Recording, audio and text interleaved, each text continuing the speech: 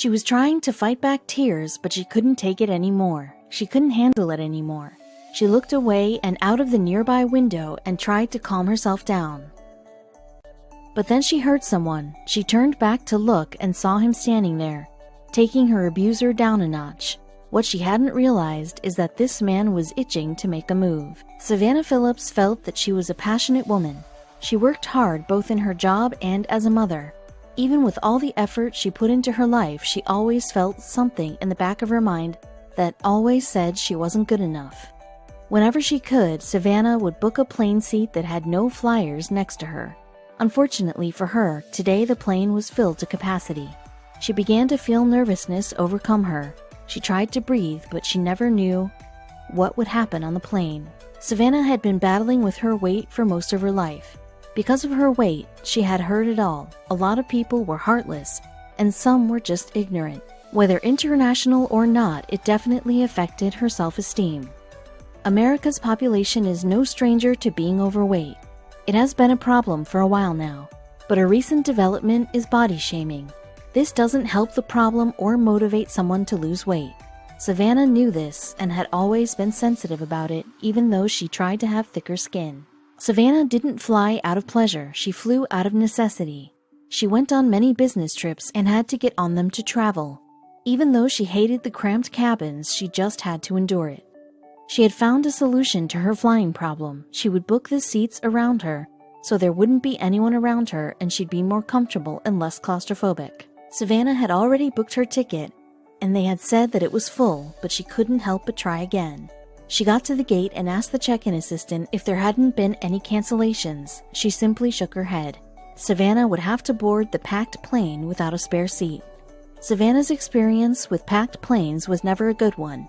She looked at the check-in assistant and tried reasoning with them, but she looked at her and said it was just impossible with the number of passengers on the plane. As Savannah made her way to the plane, she could see all of the passengers on either side of her. She already felt like there were eyes on her. She didn't appreciate it and could feel her anxiety slowly rising. She just looked down at her feet and kept repeating, "It'll all be over soon." But she couldn't shake the horrible feeling in her gut. Her instinct told her that something would happen. Savannah was now boarding the plane. Seeing the jam-packed cabin, she tried breathing and as calmly as she could make her way to her seat. She got to where her seat was, but it was a window seat and there was a man sitting in the aisle seat of the row. When he saw her waiting, he rolled his eyes and stood up to let her pass. When she shuffled past, he let out a loud sigh, which made all of the calming exercises that she tried redundant. The man sitting next to Savannah was an elderly man wearing bright sunglasses. To say he didn't like overweight people was putting it lightly, and he wanted her to know exactly how he felt about her. He started typing something into his phone. After he had typed out his message, he set his screen's brightness to full and set his text size to the biggest it could be. He wanted this message to be clear. After it was finished, he moved the screen towards Savannah so she could see it. But what he didn't account for was that the man sitting directly behind him could see everything. Savannah was always a helpful person. When she saw the man moving his phone towards her, she asked what he was doing. He said that it was so he could see his screen better, but he was lying and kept putting the finishing touches on his message. But when Savannah saw what he had typed out on his phone, it took her by surprise. You don't expect such a horrible thing to be typed and shown to you. She averted her eyes quickly and looked towards the window. She didn't want to cry. Little did she know that the man behind them witnessed the whole thing. It was now clear why the man had played with the settings on his phone until she could see it clearly. The message he had typed out was obvious, and he didn't even try to hide it from her. He wanted his opinions to be clear. She felt like she was back in high school being teased all over again. The message that the man had typed was sitting next to a smelly fatty. Savannah couldn't take it, but she was unaware that her protector was so close. The old man received a sudden, vigorous tap on his shoulder. As he turned around, he heard, "I need to speak to you, now." Startled, he rose and followed the young man down the aisle. Angry, Chase Irwin spoke firmly. "We're switching seats, now," he ordered. Taken aback by his confrontation, the old man cowardly agreed. Sitting back down, Chase addressed the tearful Savannah. Then he really became a hero to many. On the plane ride, Savannah and Chase began to talk. Savannah couldn't contain her gratitude, but all she learned of Chase was his name, profession, and that he was a parent too.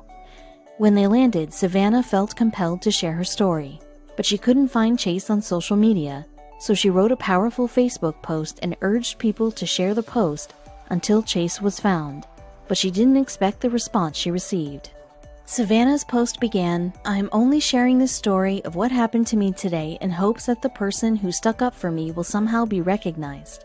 We sat on the runway waiting for the okay to take off for about 10 minutes. I sat there unable to stop silently crying.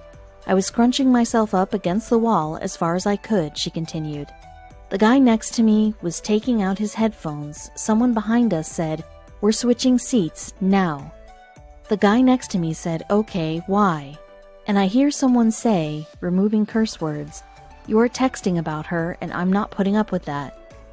Savannah was taken aback by how many likes, shares, and comments her post received.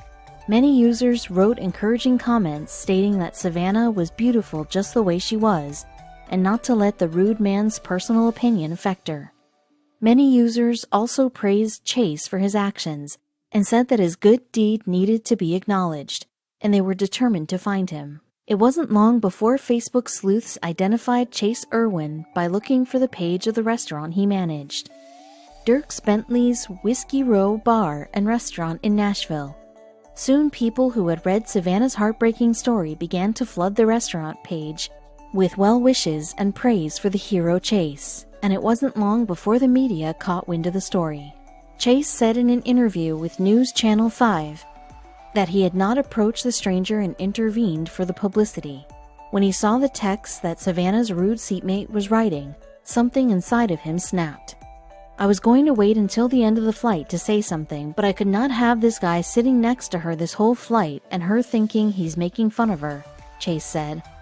"It really gets to me deep down when I see someone crying, and when I saw her crying it really hit me hard, and I actually got sick to my stomach." Chase had been paying attention to the situation from the start. He sensed that a situation would unfold as the elderly man was excessively rude to her. As soon as he had seen the text, Chase knew he couldn't let this old man get away with hurting another person so badly. But he had no idea how much of a difference his act of kindness would make. The rude man had written, "Hey babe, sitting next to a smelly fatty. She's overflowing over my armrest. I think I'm going to be sick." Chase couldn't believe what he was seeing. "I began noticing her wiping her tears and my heart sank," Chase confessed in an interview with Inside Edition. He knew he had to do something. He took a short video of the man on Snapchat and wrote, "This guy, probably mid-50s, just texted his wife that he's sitting next to a smelly fatty and was about to vomit. I watched her read his text and is now looking sad." Deliberating over whether he should confront the man right then and there, he added, "Should I just say something when landing?" Then he decided he wasn't going to tolerate it. In an interview with the local news, Chase mentioned how much he hated discrimination. When he had seen what the elderly man was writing, he had to act on it. But instead of waiting to have a word with him when the plane landed, he called a flight attendant over to let her know what he was about to do. Then he confronted him. According to Chase, he approached the fat shamer and ordered him to swap seats with him, now. At first, the man was confused, assuming that Chase was offering him a better seat. He thanked him and asked why, but Chase was about to set him straight. "Because you're a heartless person," Chase told him. "I read your text, and the girl next to you crying also read your text, and you should really take into consideration other people's feelings." That certainly kept the old guy quiet. Then, before the rude man could say anything else, he sat down next to Savannah.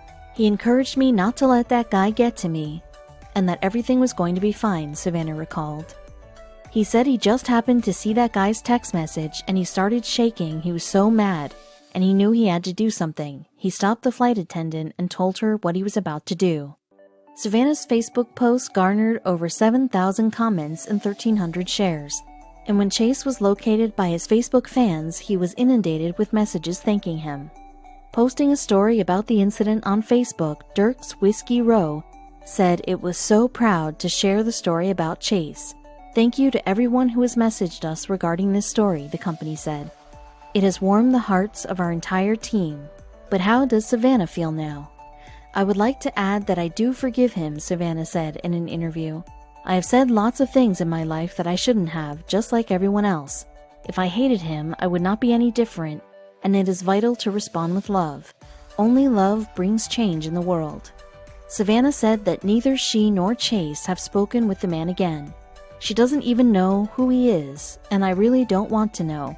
I don't want this story to be about him. My goal was for it to be about Chase, and how we should all be brave like he was and stand up for others. Thanks to Chase's kindness and Savannah's post, they helped raise awareness for the victims of body shaming, an issue which has now been brought to the forefront of people's consciousness.